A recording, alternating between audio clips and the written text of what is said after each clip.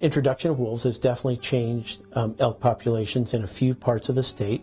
On top of that, on top of wolves, we also have black bears, which we've had forever, and mountain lions that also prey on elk.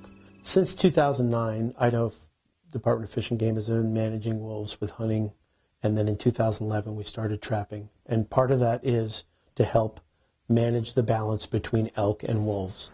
And we are concentrating in those areas where we've seen depressed elk populations, and I believe in some areas we are starting to see a difference in elk populations and in wolf populations. Primarily the Lolo and the Selway and the Middle Fork zones have been probably the ones greatest impact on elk populations. Now, it's not necessarily all wolves that are causing those declines.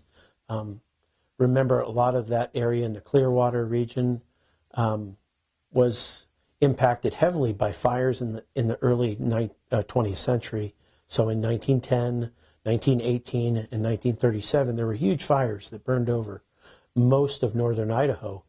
And that translated about 30 years later into some of the best elk habitat in the West.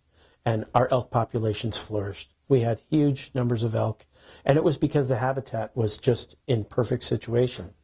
Now, over the last 25 or 30 years, we've actually seen that elk habitat go back to conifer forest, which there isn't a lot of food in there for elk.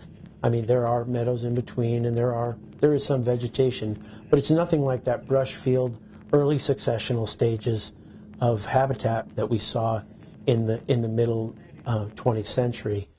And we're actually working with the Forest Service to try to improve that habitat because it is so integral to the success of elk populations.